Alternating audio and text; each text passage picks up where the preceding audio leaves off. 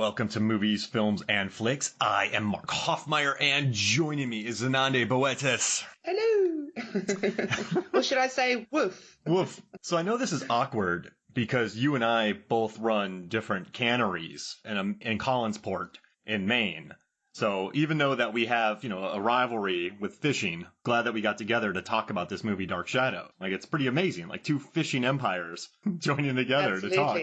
Well, I mean, while we're busy talking, I'm actually burning your fishery down. So, it's all part of the plan. All part of the plan. You're burning down my 5%. It's burning pink. All that potassium's burning pink, baby. Oh, my fish. I just spent my family fortune on that after being locked in a coffin for 200 plus years.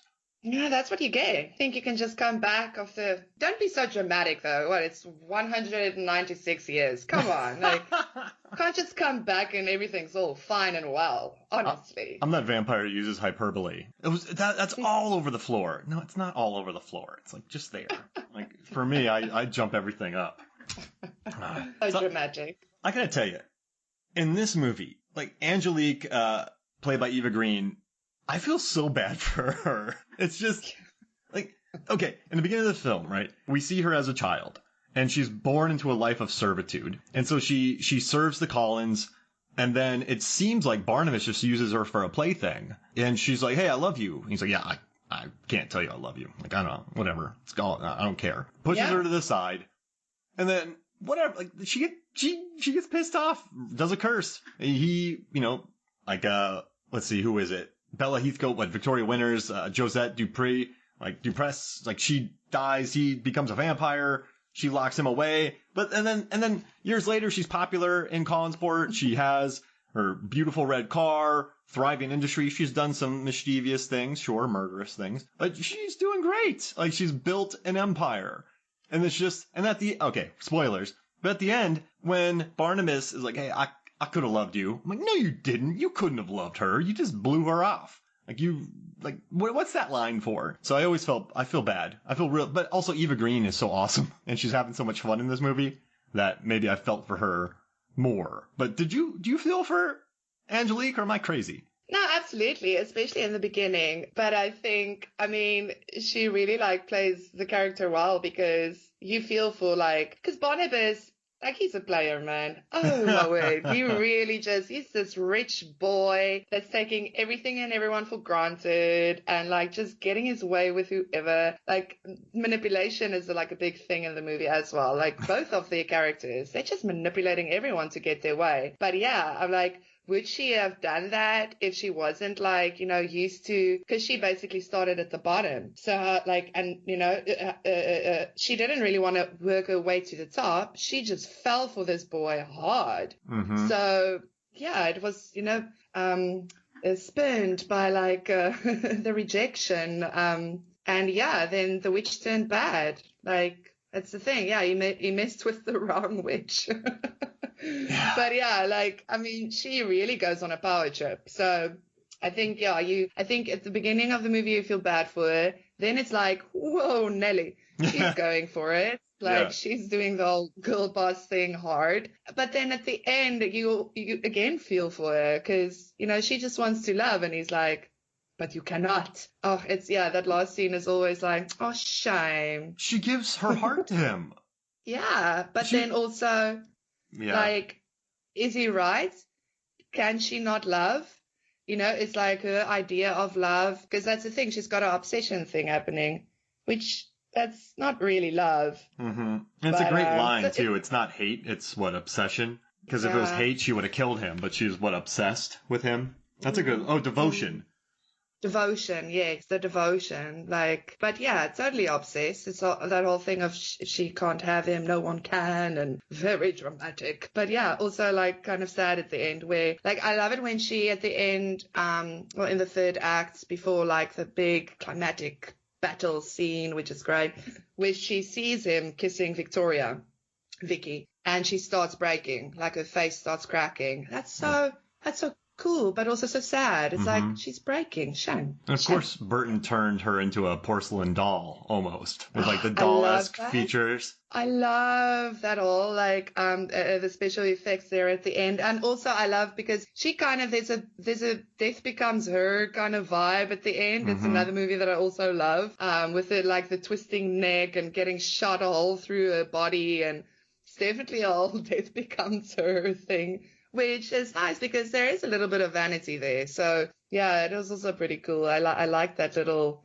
I don't know if it was a deliberate nod, but like I think it was because yeah, the comparison is pretty obvious. Oh, for sure. And I also gotta say, he comes in town using his vampire trickery with his mind powers, and maybe she made did something to do that too. But it's like she finally gets ahead. She has all these dudes telling her what to do, and then Barnabas comes in town using his vampire powers to take her business. It's frustrating. I mean, that's an attack right there. But also, she's the villain in 300 Rise of an Empire. Sorry, Zanandi. But I wanted her to win in 300 Rise of an Empire. I'm like, let her get the victory. She's awesome. Like, she's decapitating people and kissing them, just wiping people out. Maybe I just like Eva Green as a bad guy. I just want her to win. And that's a good villain, though. But I love her in everything. I mean, she's just great. I'm always rooting for her, whether she's the good guy, the villain. I mean, I loved her in Penny Dreadful. Oh, yeah. Like, the first season of Penny Dreadful is like one of my favorite TV shows ever. And she was just so great because she literally played both the good guy and the villain, like, you know, fluctuated between like being possessed and whatever. Mm-hmm. Yeah, I'm always going to root for Eva. So I guess. This movie had a $150 million budget.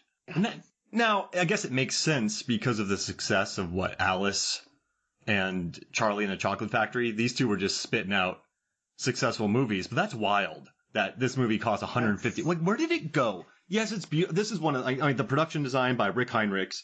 This dude won an Oscar. He worked on Sleepy Hollow, Last Jedi, Dumbo, Wolfman, Fargo, Batman Returns. The cinematography by Bruno, Del Bono. He did Amelie. Amelie, yeah, 5 Oscars. He did Buster Scruggs, Inside Llewyn Davis, like Harry Potter and the Half-Blood Prince. Colleen Atwood, 4 Oscars. Yeah. Like, this is just a sumptuous, beautiful, well-shot, big practical set film. But 150 million, that's crazy. Because where did that go? Depp? Well, like, I mean, yeah, and also, yeah, Danny Elfman doing the score, which Danny Elfman. But like, I mean, it looks pretty great. Listen, the visuals, and I've read reviews as well. Like, even people who didn't like it were like, kudos for how the movie looks. It really looks amazing. Mm-hmm. Again, like that end scene where she cracks. That was so well done. Yeah. Like, from the beginning, we got that shot where it's like Liverpool, 1777 or something. And you've got the fog and the big boats and the beautiful figure eight that you actually later on see in Angelique's office. I don't know if you've picked that up. She's got that figure eight from the boats. Oh. Very, very first scene. It hangs in her office, where Johnny Barnabas comes to talk to her. Check out the background. It's hanging there. Wow. But it's like just beautiful looking sets and like, I mean, the Collinswood, you know, where they live. I mean, it's lush. It's lush. Mm-hmm. Yeah, production design is beautiful. And I think it would be kind of provocative if you said it didn't look good. I guess you could not be a fan of the story. I was looking through Tim Burton's movies ranked by the Tomato Meter, and this is his lowest rated movie. I didn't know if you knew that. I know it's rated very low. It's got 35%. Yeah, the next closest one is Planet of the Apes, which is 44. Do you think it deserves a 35? Because you recommended this movie. I mean, what do you love? You said it's kind of like a comfort food movie, right? It's a good hangout picture movie, I think. Is that, or what do you like about it? Yeah. So yeah, like when I first saw it, I just really enjoyed it for like what it was, the fantastical. Like, you know, you've got mythical elements like vamps and witches and werewolves and ghosts. And like, it was just a fun take for me. Very like goth and like a bit of even an emo goth like vibe. Mm-hmm. I just really enjoyed it. I loved the little jokes that they added. I don't know. A lot of people were like, jokes didn't land. I thought, well, I still laugh at the jokes. So like, I enjoyed all of that. I did read though that, it bombed with you guys. It actually did well in the foreign market, so maybe that's why I like it, because I'm not American. I don't know. Yeah, it made but, what, 80 million in the States, 245 million overall. So I mean, that's not exactly. bad. It's not bad if you like, yeah. Do you think 80 million's bombing? I guess it is for a $150 million movie. I'm surprised Yeah, because listen. it's a hard sell, though, isn't it? Just this sort of. Is it a hard sell? This movie? The thing, I do remember at the time people were very tired of the Burton Johnny Depp connection. Like, oh, again. Oh, and of course, Helena is also in this. And like, people were getting tired of the whole, like, them doing everything over and over. And I get that. But I also think it feels so unfair for the rest of the cast that really did well. I mean, I told you, like, one of the reasons I love this movie so much is the women in it. They freaking slay. I love them. Like, they really own their scenes. I don't know. But also at the same time, I do understand that the story is not necessarily like gets everyone excited. Or I wouldn't say like the story excites me either. I'm more there for the spectacle and like the actors, like what they do. I mean, Chloe is my favorite. She's a girl werewolf. Like, she's got posters of Iggy Pop and Jimi Hendrix in her room. She's moody and emo. I mean, relatable. Michelle Pfeiffer is amazing. So yeah, I don't know. I really dig it. It kind of adds like a little Pride and Prejudice and zombie vibe for me, which is interesting because the guy that ended up like coming in to help write the script wrote the novel of Pride and Prejudice and Zombies. Seth Graham Smith. Yes. So yeah, like, I don't know. Like, I'm not going to tell people you must like this movie because it has its faults and stuff. I think maybe it was too slow for some people. I liked the slow. I liked let's just stay with these characters in this room for a bit. I want to see their like faces and expressions and little quirks. It's I'd say it's a comfort movie. It's an easy watch. I think I've watched it like 8 or 9 times since it was released here in South Africa. I guess you have a great point about it. It's at an hour and 53 minutes. Burton definitely lets the characters breathe. You have the one thing though, it's like there's a lot of breathing, but then they don't really pursue the relationship between Heathcote and Depp that far. Like, they spend a couple scenes together and then they talk. So I wonder if, because in the beginning of the film you have Depp kind of being a brat, becoming a vampire, put in a coffin, and then you switch over to Bella Heathcote's role where she goes to the mansion, meets the family. 25 minutes later, Depp comes out, and then she's sort of put to the side, and then you just get kind of a nice hangout picture until the end when he saves her at the lovers, where she throws herself off the rock, and this time he saves her. But is it weird to explain this movie as a hangout picture? Because you just get different little vignettes. You get Chloe sitting in a room with Barnabas going, "You're weird. You're all uptight." And like, the choices she made in this movie just make me laugh. Just, you're weird. The hate that I feel like she's just spewing hate at this guy. And she's like, "I think he called me a prostitute." I'm like, woman of the night. Yeah. But she's spewing hate at everyone. I mean, like, to be fair, she's just like learning how to be a werewolf and whatever. She's like, get out of my face. I mean, I wish I could just like show teeth at people and they can't be like sensitive or annoyed. They're like, oh, she's a werewolf. It makes sense. Cool.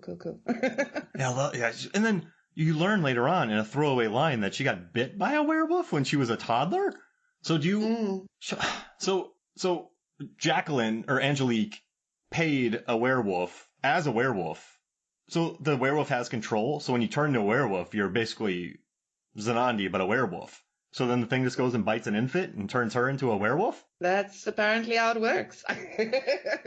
That's interesting. Spicing it up. I was wondering about that, like, because, I don't know, do you trust anything Angelique says? Yeah, that's true. No, seems like she's just trying to get a rise out of people. There was this weird thing with Carolyn and her mother Elizabeth at the Alice Cooper happening, where like Carolyn got on stage and before Cooper started singing, she did that all "Mommy, where's Daddy?" blah blah thing, and